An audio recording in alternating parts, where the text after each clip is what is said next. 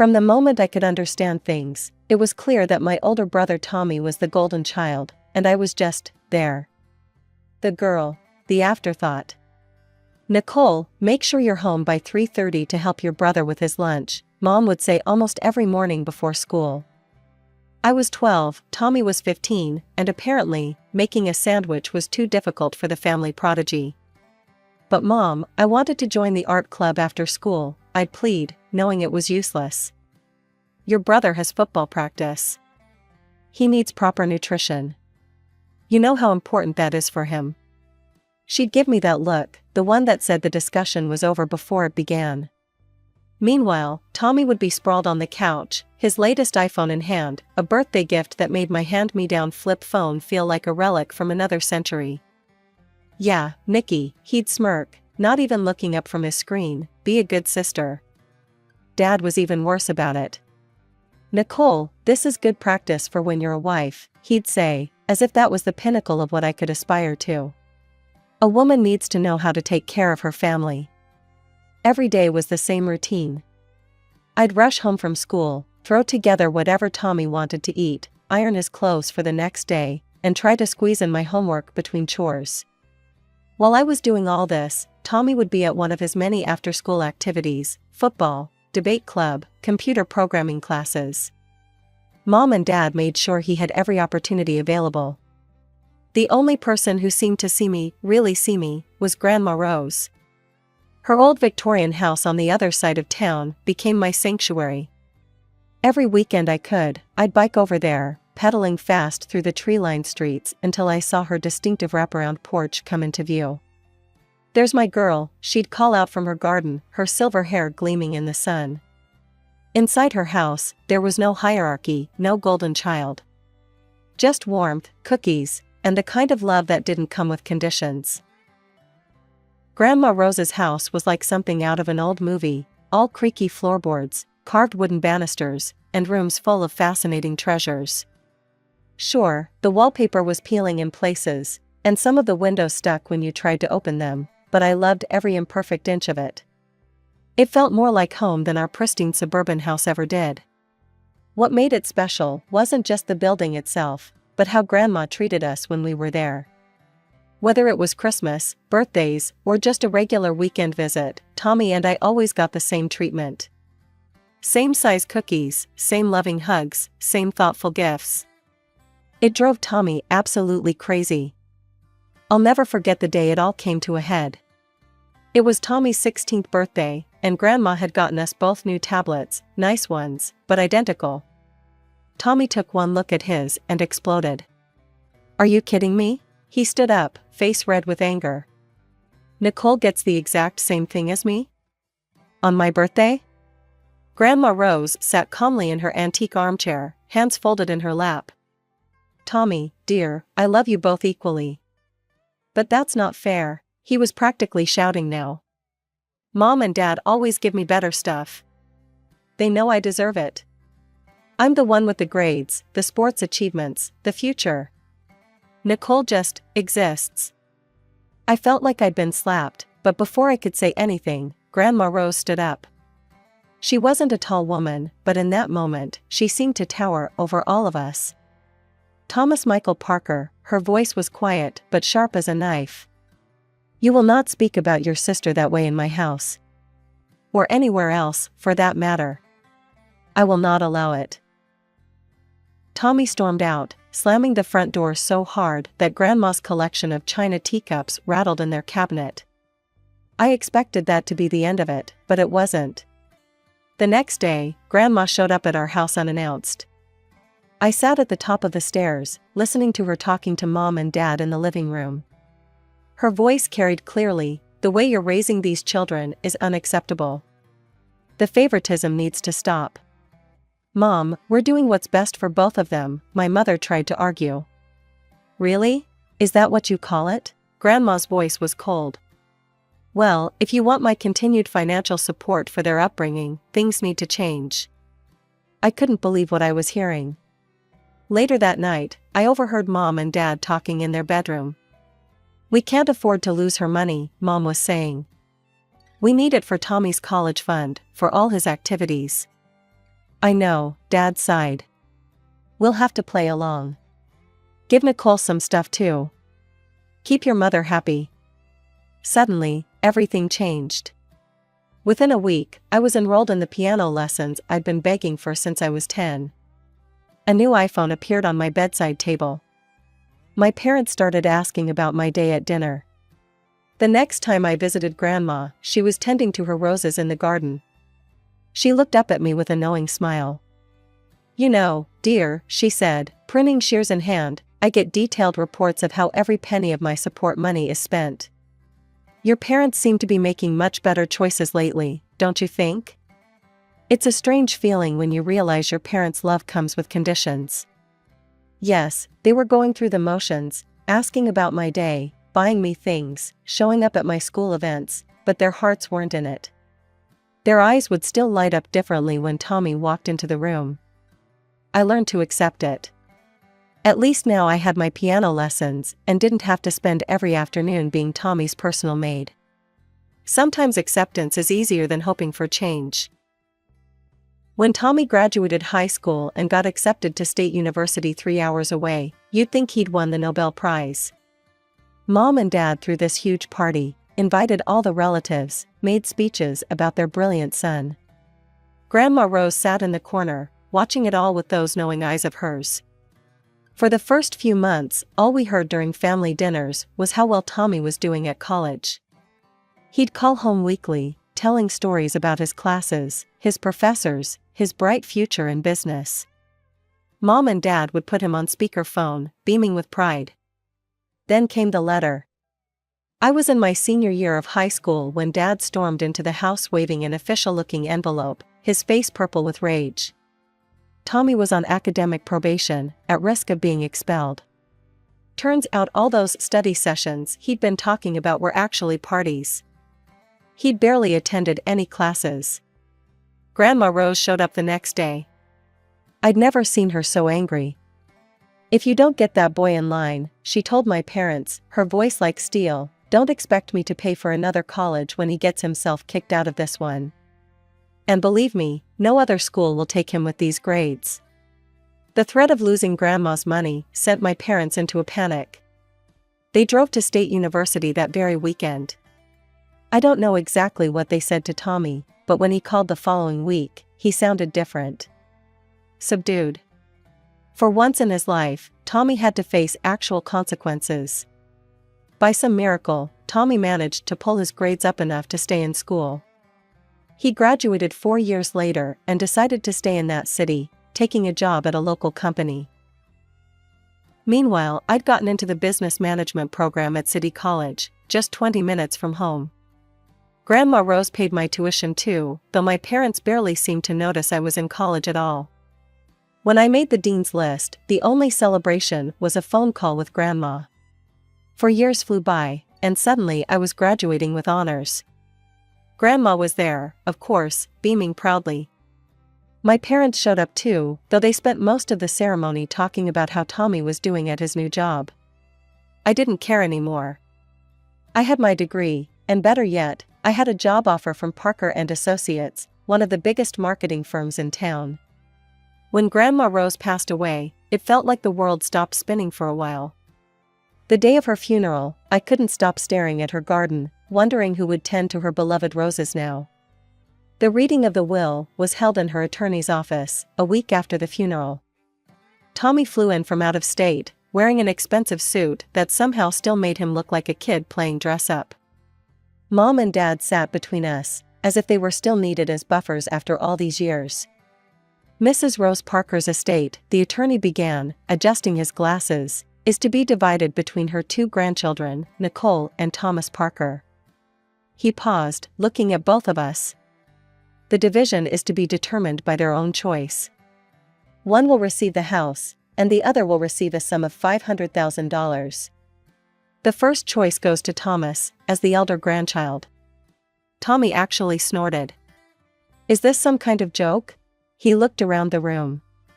You really expect me to want that musty old house? No, I'll take the money, I've got plans.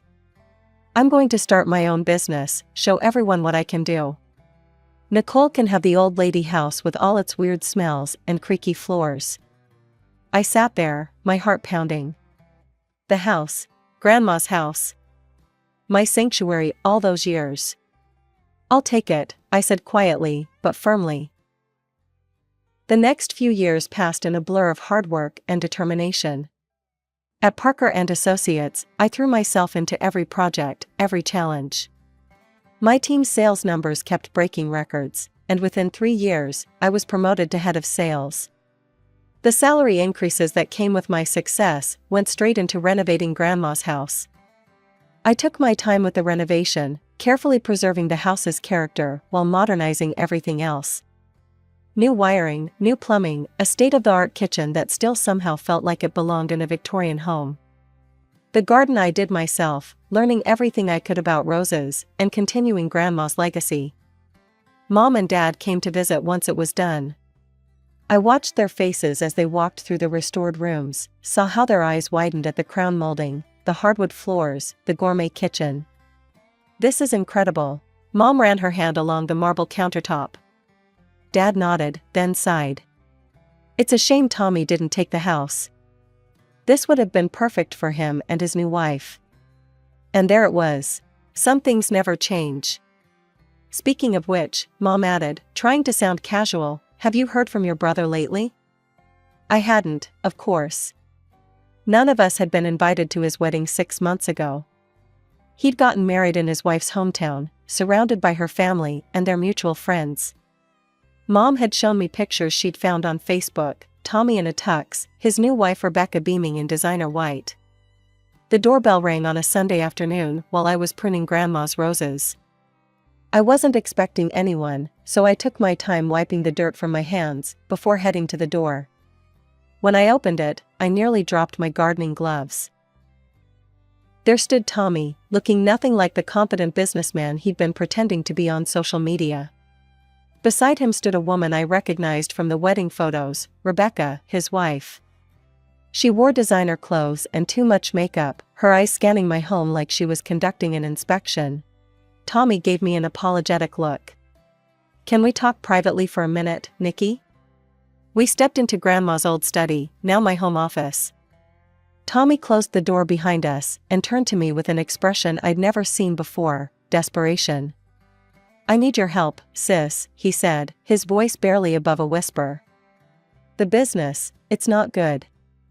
We're about to lose everything. We had to give up our apartment, and... He ran his hands through his hair. Could we stay here for a while? Just until things turn around? I stood there, stunned. Tommy had never asked me for anything before, unless you count all those years of demanded lunches and ironed clothes. Please, he added, and for the first time since we were kids, I saw my brother instead of my parents' golden child. Okay, I heard myself say. But just temporarily.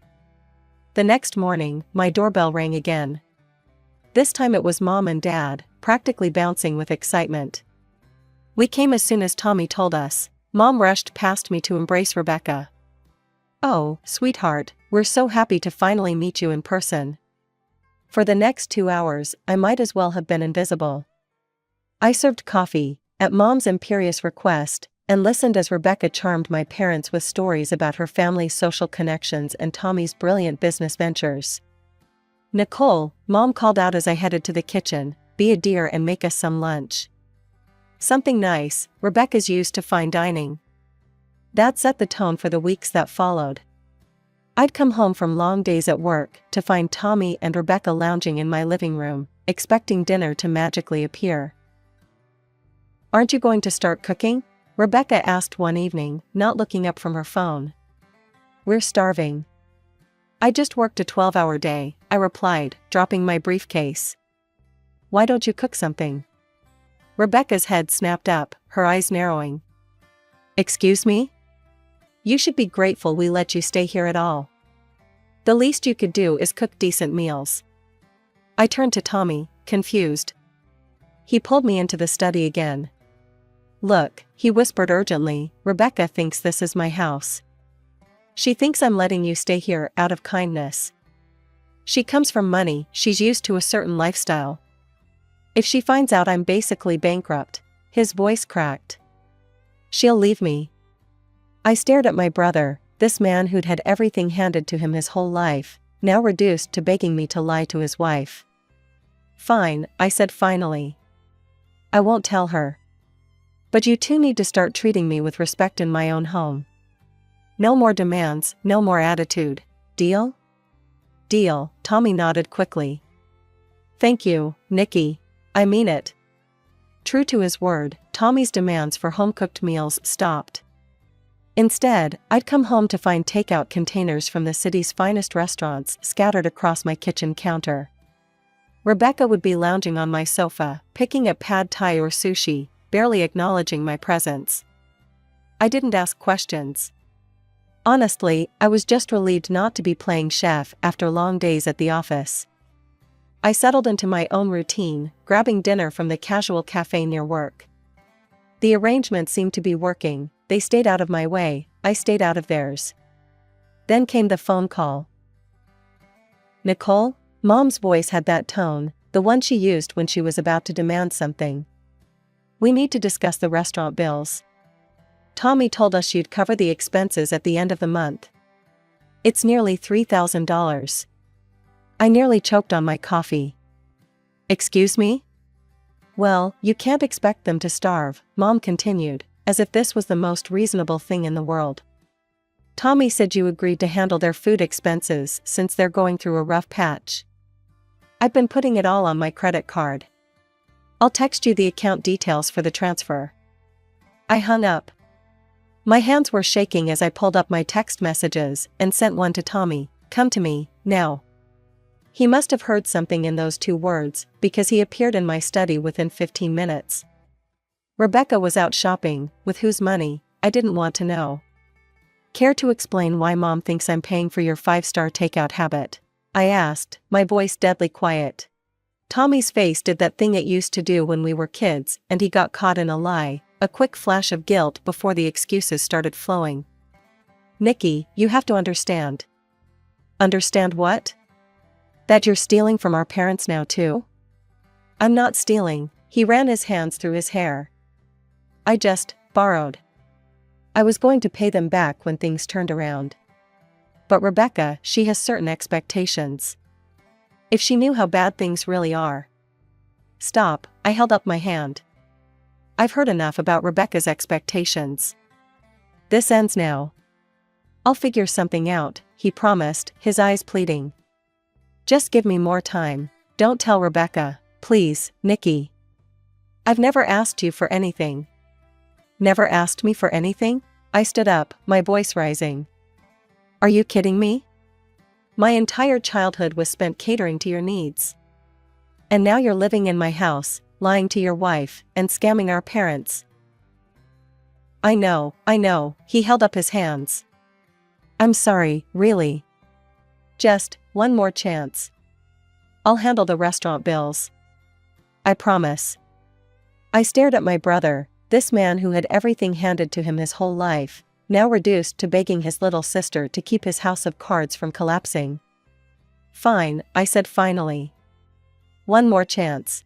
But I mean it, Tommy. Figure out your own food situation.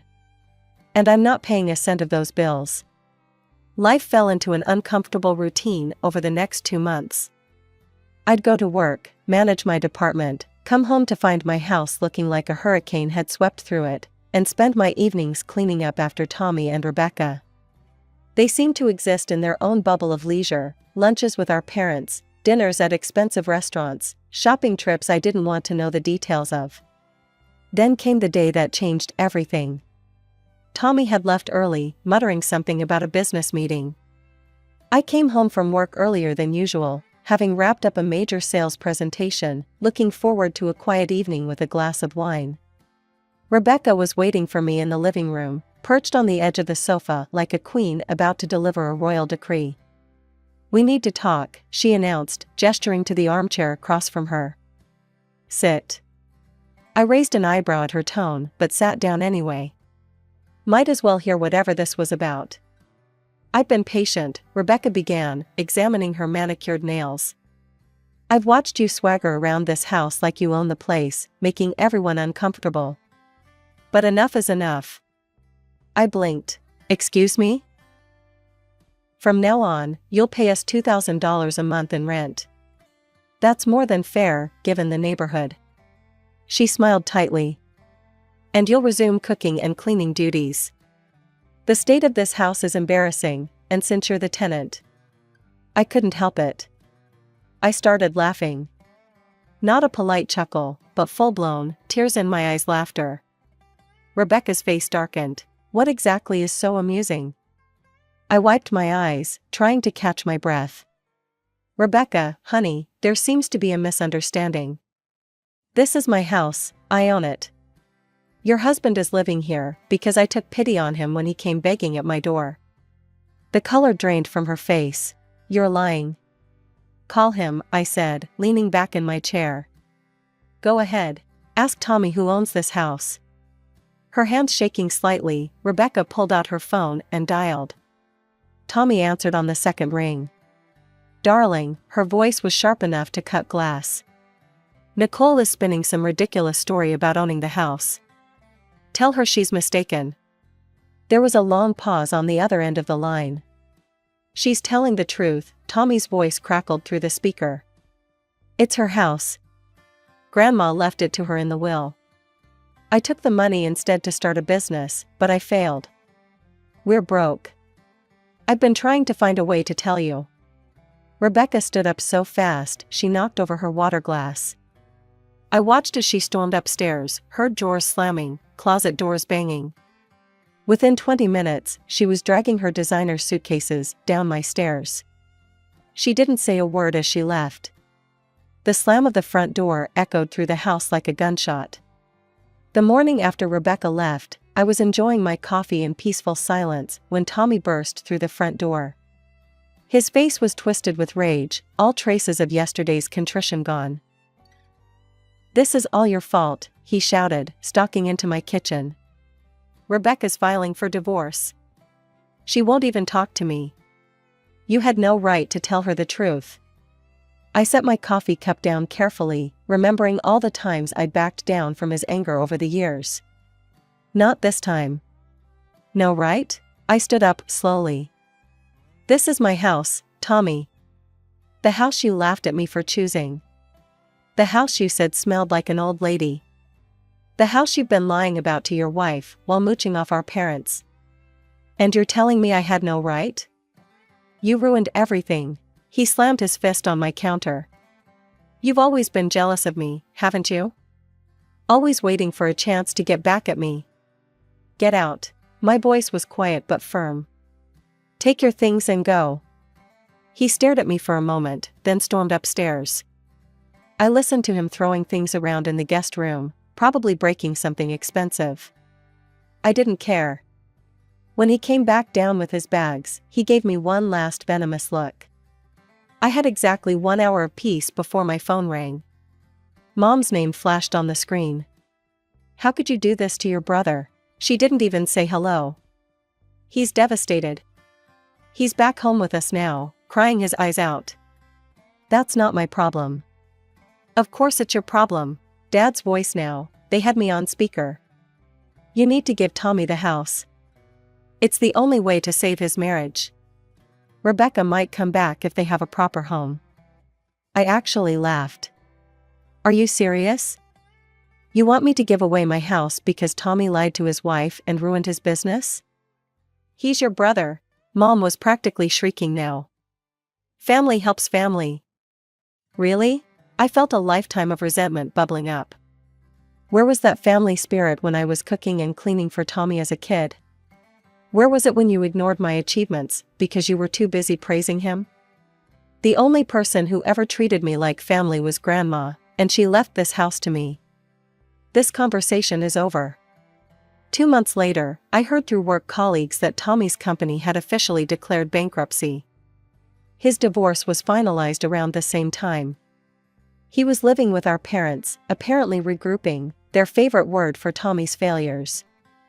I wasn't surprised when all 3 of them showed up at my door one Sunday afternoon. Mom was clutching a casserole dish like a peace offering. Dad had that stern look he used to use when he was about to lecture me about family duty. Tommy stood behind them, trying to look pitiful. I watched them through the security camera Grandma had installed years ago. They rang the bell again and again. Mom started calling out, "Nicole, we know you're in there. We need to talk about this as a family." I picked up my phone and sent a single text to all three of them, "Please leave. Do not come back. This is your only warning before I call the police." They left eventually, but not before Mom left the casserole on my porch with a note about forgiveness and family obligations. I donated the casserole to the homeless shelter down the street. These days, my life is peaceful. I tend to Grandma's roses, which are blooming more beautifully than ever. My career is thriving. I made Executive VP last month. I feel good, and it's all thanks to Grandma.